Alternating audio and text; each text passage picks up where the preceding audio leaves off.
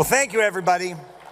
1 year ago, I was here at RJC as a member of the Florida House of Representatives. I never in my wildest imagination would have thought 1 year later I would be America's newest Jewish Republican congressman. But God has a plan for us all. I grew up the victim of rampant, systemic, and physical anti-Semitism, where it was not safe for me to eat in the cafeteria with the other students, where a brave school principal saved my life by letting me hide in his office when I needed to. Facing violence no 12-year-old ever should have to, on the day of my bar mitzvah, I promised I would do everything that I could to make sure my children did not face what I did. And for 8 years, as a member of the Florida legislature, I worked hard to deliver on that promise, to make Florida the safest place in America to be Jewish. Those of you who are from Florida know that. We were the first state to adopt the IRA definition of anti-Semitism, to name CARE a terrorist organization, to ensure Jewish day schools had adequate security, and to make sure terrorist encampments could never take hold at Florida's universities. Every one of those was my bill. But October 7th showed me that I had not done enough. Like many of you, I made it my mission to make Donald J. Trump our next president. I saw him, and I still do, as the world's last best hope. Imagine where we would be if Kamala Harris had won. I skipped my own victory party to the Florida Senate to be there to celebrate President Trump's win.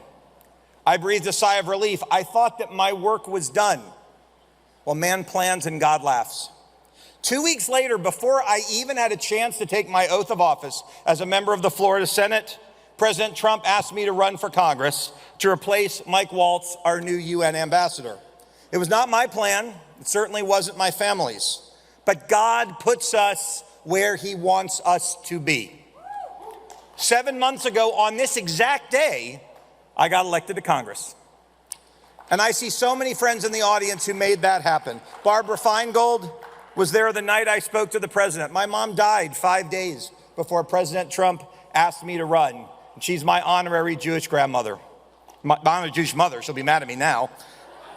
Matt Brooks and Norm Coleman and Matt Bogdanoff made an exception to the RJC's primary endorsement policy to endorse me the day I announced. Now, when you're on the home team, you ought to get that exception. Mark Levin featured me on his show. I ran against a guy, it was crazy, who marketed himself literally, marketed himself as a Muslim bisexual, because those go together, drug addict. I swear.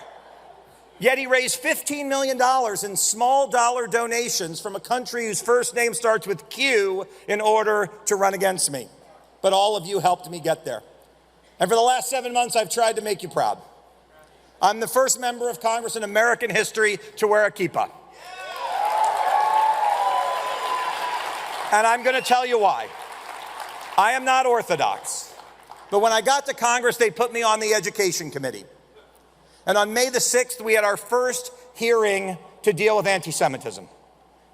And in that morning, my son, Jacob, who's 17 years old, said, "Dad, I think you should wear a kippah today." And I said, "Why?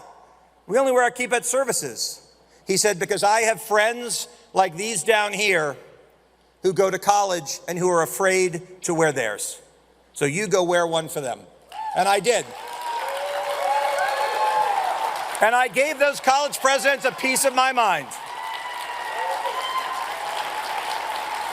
And at the end of that day, you should find the YouTube videos. At the end of the day, my son said, "Dad, I want you to keep wearing it until every college student feels safe permanently wearing their kippah." So I did. 3 days later, Speaker Johnson invited me to be the Speaker pro tem of the U.S. House of Representatives. And when I was up there on the stage, as I looked out in the gallery, I'm listening to Democrats talk. It's very boring. I'm looking at who's coming into the gallery, and I see an Orthodox family come in. I know it's an Orthodox family. They have 10 kids. They're wearing tzitzit, black coat, the whole thing. I see them up there. And all of a sudden the kids are pointing at me. I'm like, what do I do? Do I have my hair messed up? And then I realized they were pointing at me because they saw someone who looked like them. And I turned to the staff in that moment and I said, has anybody ever worn a kippah? And they said, no. In the 249-year history of the United States, you were the first member of Congress to ever wear a kippah.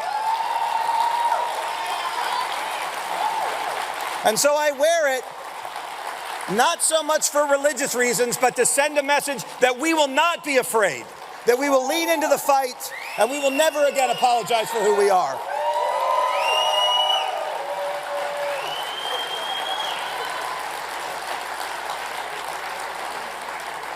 You know, I have a lot of stories I could tell about what I've done to beat up the left. I called Ilhan Omar and Rashida Tlaib Muslim terrorists. They didn't like it very much. I said, the truth is an absolute defense. I've called for Zohran Mandami to be deported.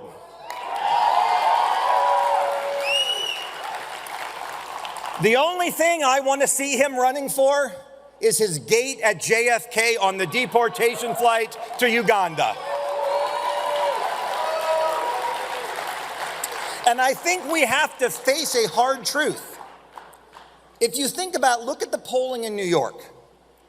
When people who just moved here to become citizens are voting in a diametrically opposed way to people who were born here, it means that we have failed as a country to have immigration for those who share our values.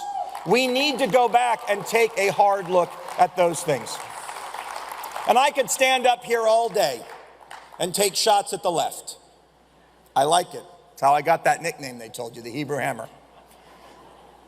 But I'm here for the kids down here because it's easy to talk about anti-Semitism on the left. I want to talk about the dark force rising on our side.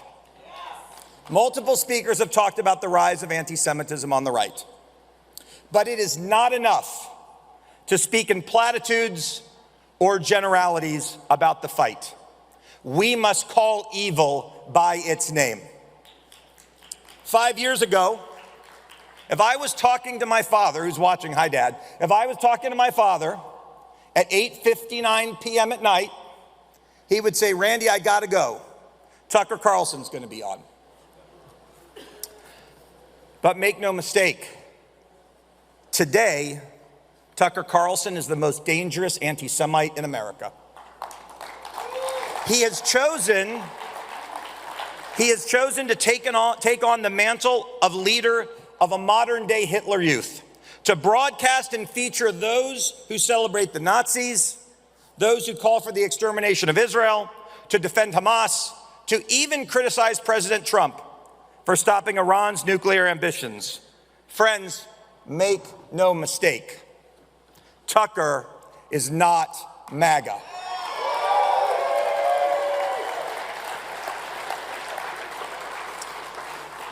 Tucker's fall from grace has been one of the most extraordinary implosions in political history. And the rapidity of it has created real challenges for us all. Because our friends don't have our shared experience. I even deal with this with my colleagues in the House.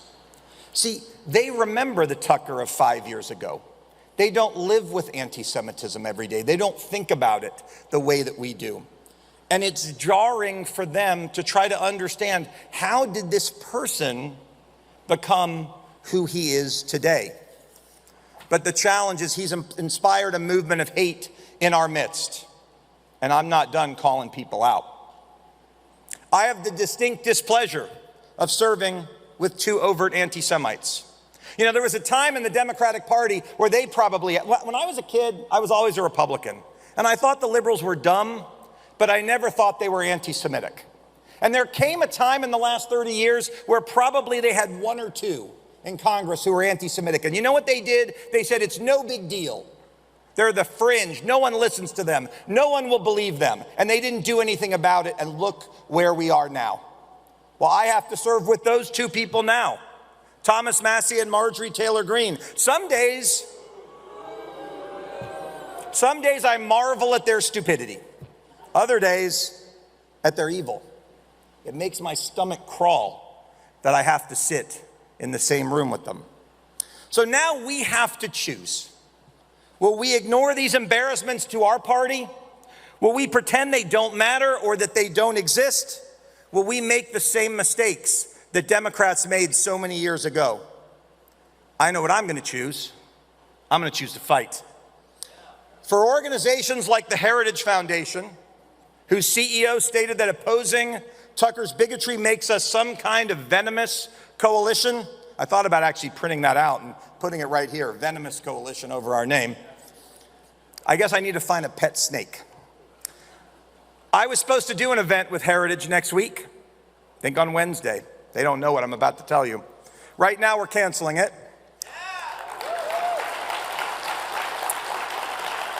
They will have no future in my office, and I will be calling on all of my colleagues on the Republican side to do the same.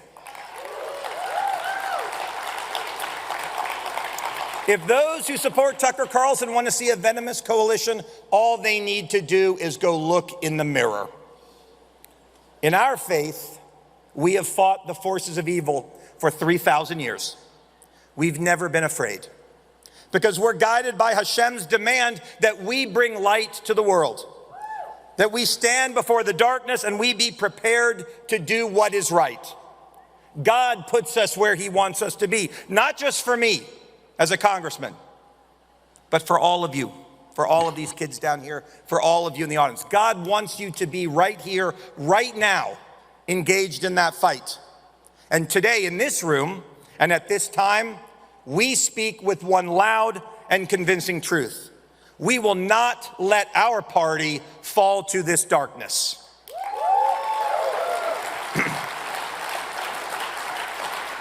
We will not let our country give in to this evil. And as we have done rhetorically, spiritually, and physically, not just for the last 2 years, but for the past 2,000 years, we will bring truth and light and goodness to the world. We will fight together with RJC, with Matt Brooks, Norm Coleman, with Speaker Johnson, and the greatest friend, not that just Israel has ever had, but American Jews have ever had, President Donald J. Trump.